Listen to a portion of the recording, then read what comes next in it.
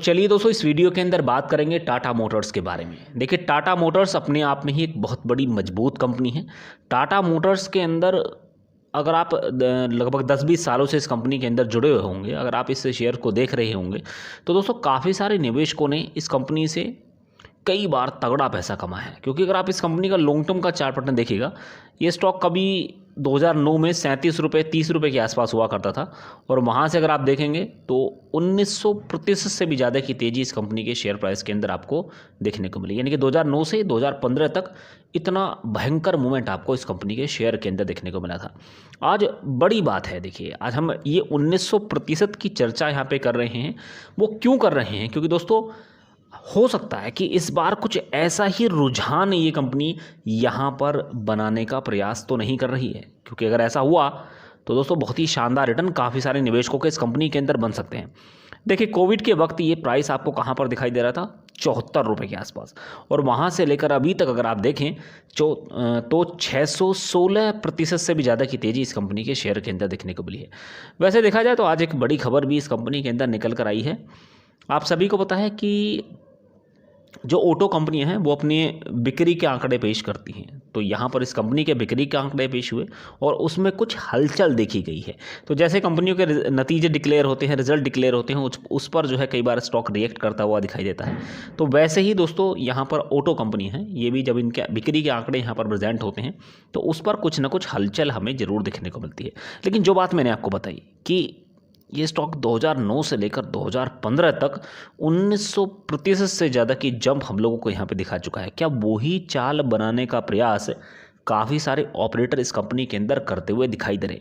अब देखिए, यहाँ तक तो समझ में आता है क्योंकि स्टॉक के अंदर एक अच्छे खासा मूव हमें देखने को मिला और अपने एक हाईएस्ट लेवल पर ये स्टॉक यहाँ पर कारोबार कर रहा है।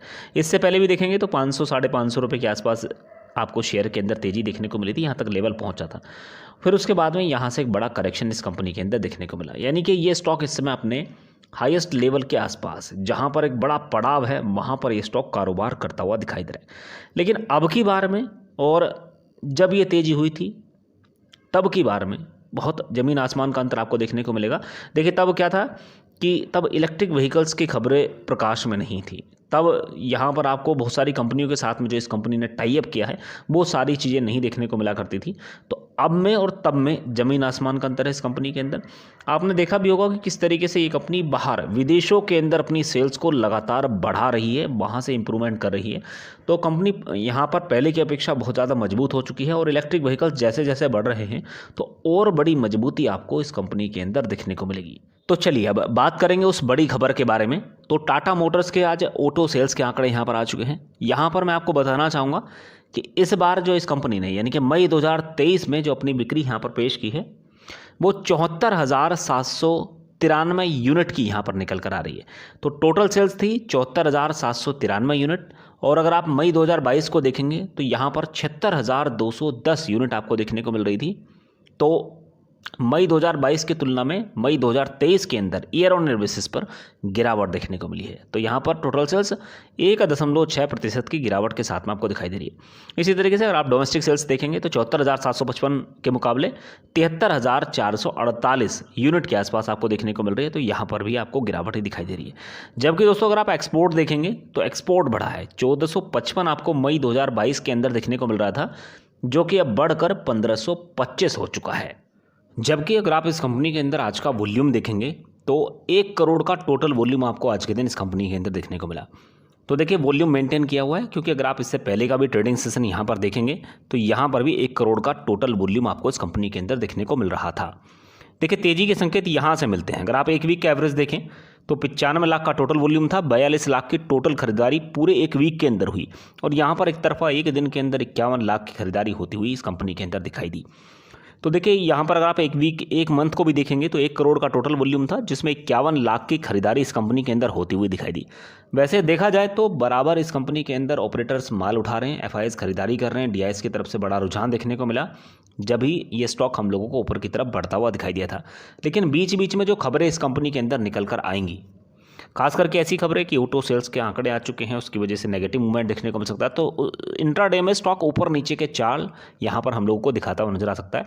लेकिन इसका मतलब ये नहीं कि आपने अगर इस कंपनी के अंदर नीचे के लेवल पर माल उठाया हुआ है तो आप इस स्टॉक को बेच दें। तो अच्छी कंपनी है, लॉन्ग टर्म के हिसाब से इस कंपनी के अंदर बने रहने की सलाह है।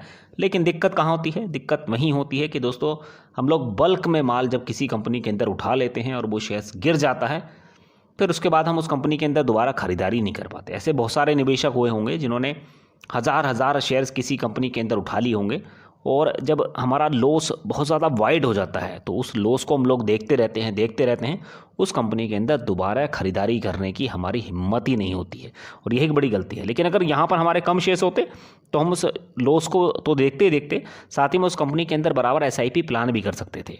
तो टाटा मोटर्स के अंदर वही सारी चीज़ें करके चलिएगा, क्योंकि आगे आने वाले दिनों के अंदर इलेक्ट्रिक व्हीकल्स की वजह से इस कंपनी में बम्पर तेज़ी देखने को मिलेगी।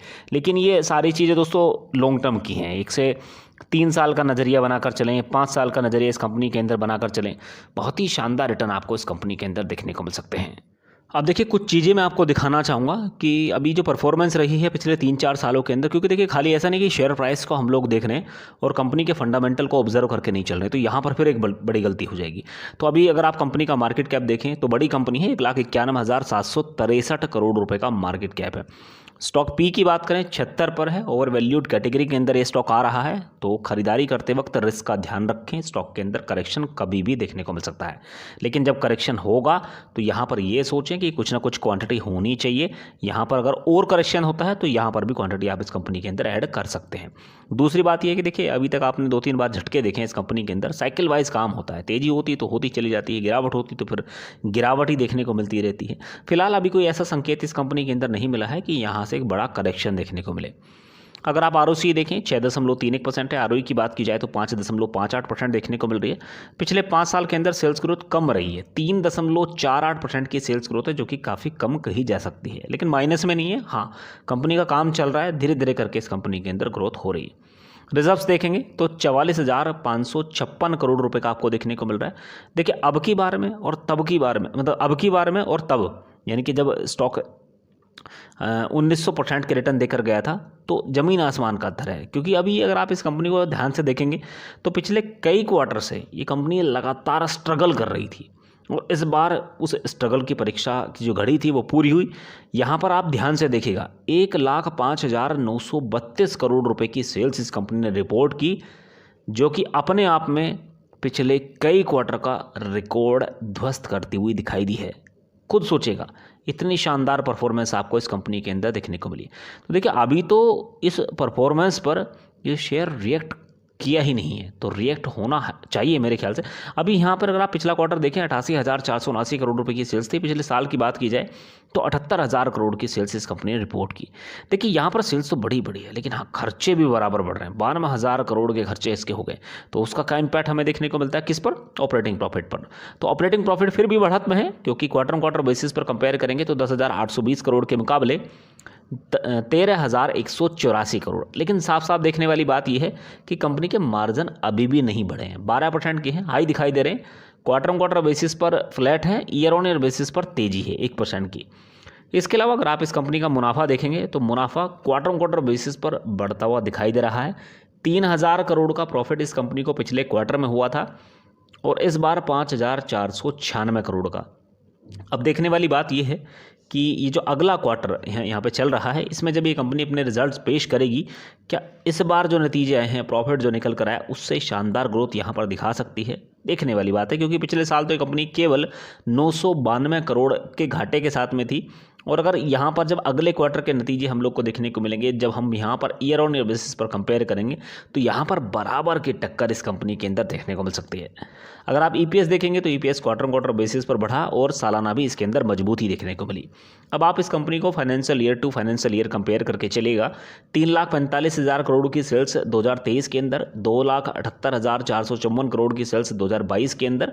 लगातार अगर आप देखेंगे तो सेल्स के अंदर पिछले कई सालों से तेजी भी देखने को मिल रही है। ऑपरेटिंग प्रॉफिट की बात करते हैं, 31,920 करोड़ का है, जो कि मार्च 2022 की तुलना में बढ़ता हुआ दिखाई दिया। इससे पहले 32,000 करोड़ के आसपास हुआ करता था, तो वहाँ से कुछ गिरावट है। अगर आप कंपनी के मार्जिन देखेंगे तो मार्जिन कुछ वीक भी हुए हैं।